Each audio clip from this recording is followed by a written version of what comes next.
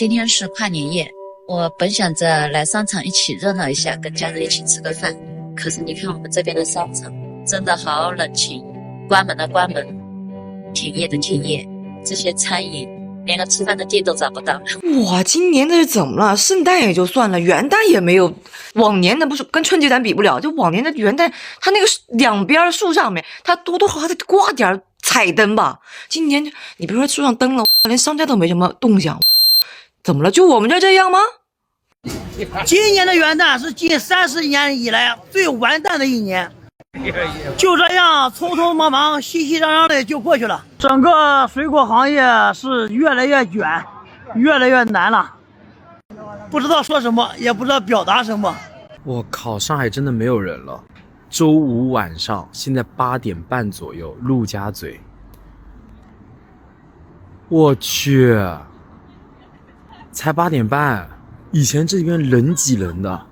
凌晨的上海街道基本上没有人。上海是不夜城的，现在没人，现在都没什么人了，包括酒吧啊都没什么人。是的。都说是新年新气象，但是中国2026年却迎来了地狱年，不只是外企全面出逃，商家破产，打工人失业，负债人数失控，各地还出现了大浪乞讨、睡大街景象。特别是魔都上海，跨年夜前后更是流露出了诡异的气息。大上海这个七浦路国际大都市，你看可怜的老人，你看这过来过去那人连一个下一个人都没有，你看多可怜啊！这可不是装出来的，这可不是装的，这真实的。你看搁到大上海，你说这可怜不？你说这，哎。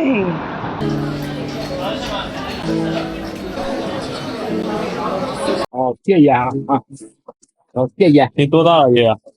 孩子，这给你。你看啊，那我走了爷。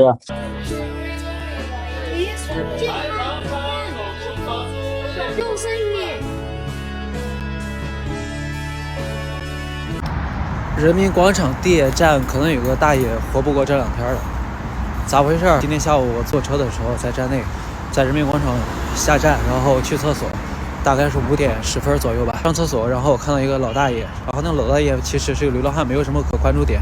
我往下看的时候，我看到他没有鞋子，白色塑料袋给绑上的，这都没有事儿。最重要是，然后白色塑料袋里边都是红色的，我一看是红色的血肉。太冷了，可能是冻的，或者有其他疾病，就差露出骨头了，就很难受。刚才这个阿姨在我系鞋带的时候，突然告诉我说，她说她没有饭吃，让我给她点钱，但是我出来也没有带现金，看着也挺可怜的。以前嘛我也给过，像这样的人很多，在地铁站口，虽然这是大上海，但这样的阿姨还是很多的。我也不知道该不该帮。有人说呢，现在的上海真的是变了，经济比3线城市还要糟糕，也少了曾经的人情味儿。如今上海破败肉眼可见。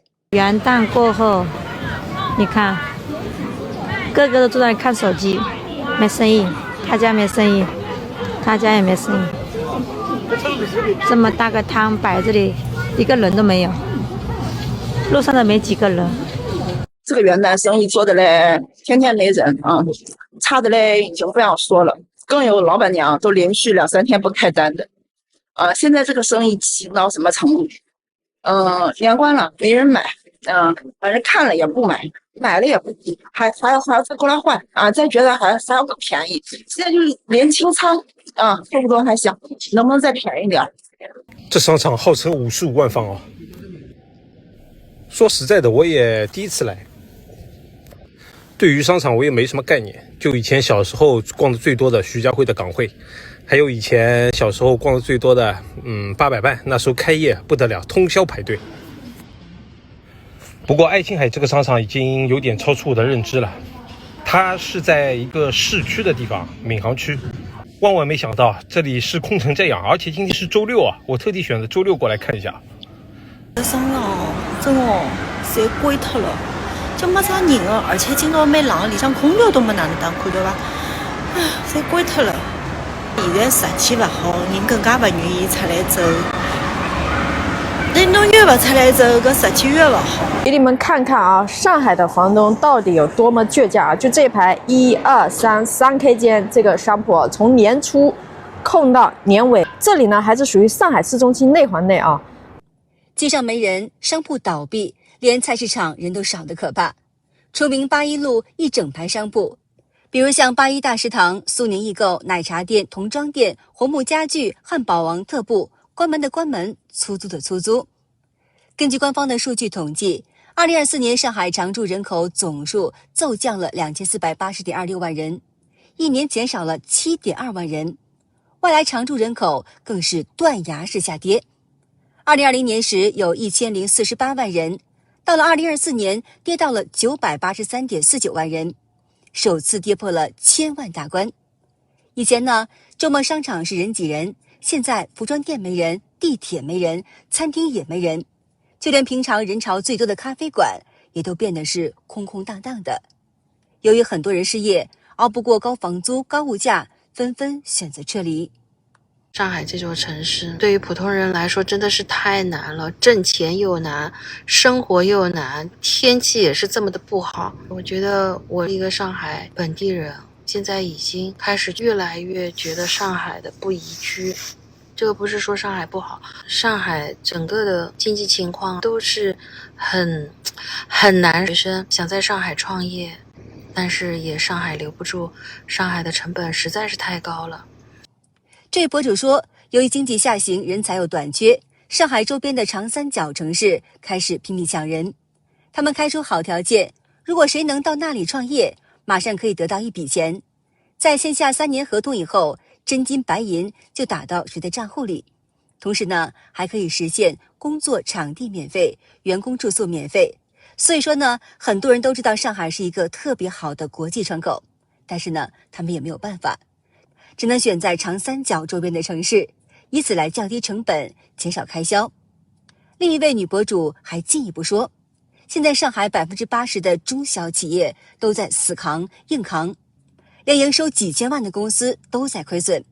例如呢，像上海外高桥的一家电子厂，一年是5000多万的生意，账上利润只有100多万，还都是应收账款，仓库堆满了货，现金流都快断了。为什么会这样呢？其实有3个原因。3个原因，第一呢，就是上海这种地方开销太大了，银行的利息、厂房的租金、税务的稽查，收入没涨，各种费用呢倒是不少，企业哪里扛得住呢？第二呢，就是上海的人工成本高，招个专业的人才啊，工资得开个2万，还没开始干活呢，公司先垮了。第三就是现在全国的需求萎缩，上海同行为了抢订单拼命降价，最后呢全在亏本硬撑。所以说你看，表面光鲜亮丽的上海企业，其实呢老板们都在咬牙死扛，这年头能够活下来就已经很不错了。还有一位在上海工作多年的财务主管分享了自己的经历。他说呢，从2024年的10月辞职到2025年的下半年，连一份合适的工作都还没有找到。过去最快3天就能够入职，现在半年了，投了无数的履历，但是还是没有结果。因为太多大公司裁员降薪，小公司亏损倒闭，招聘条件是越来越苛刻了，薪资更是越压越低。您说像这样的上海现状，还能留住有能力的人吗？这条是贡康路，因为这半年在通河开店，每天都会路过，就眼看着这条路在半年的时间里来来回回翻了3轮店铺了。听这里的人说，以前这条路属于一铺难求，即使有铺子出来的话，都是6位数的转让费。附近的文喜路也是类似的情况，现在大面积的空置。你说开店的商家实力不行吧？你看关门的这些也都是有经验的连锁店，高端餐饮没生意，社交餐饮也不行，简餐快餐也倒闭。那可能现在就大家都在家自己做或者点外卖吧，但是周边的生鲜超市也在转让，纯外卖店更是活不过1级。那现在大家都在吃啥呢？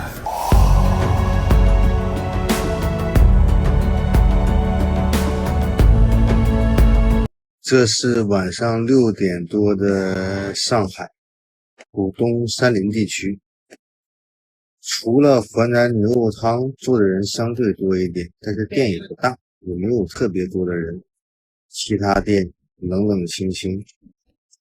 现在这种小餐馆，如果老板不自己干活，你想雇个人就把钱挣了，挺难。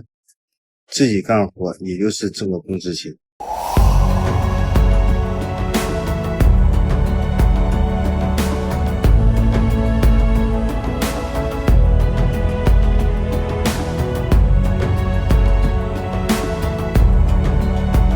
事实上，上海长期以来被视为中国经济的风向标，官方也一直宣传上海繁华的商业气氛与国际化形象吸引了无数游客与投资者。但是，从2023年起，这座城市的商业活力明显下滑，更成为了全国经济困境的缩影。官方的数据也佐证了这一点。澎湃新闻2024年报道表示，南京路客流同比下降了20%，工作日只为疫情前的40%。虹桥站关店率达到30%，商家销售额下滑15%，置地广场空置率15%。财新网2025年的报道表示，置地广场空置率升到了25%，销售额再降12%。南京路商家流失率高达30%。如今呢，上海的衰退不仅仅是一座城市的衰败，更是中共经济模式走到了尽头。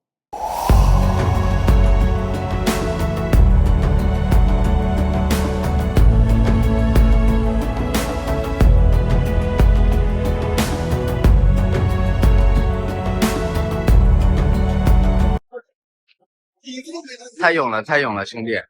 兄弟，太勇了！好的，今天就和大家聊到这儿了，请您记得点赞、订阅、留言，并且分享给您的朋友们。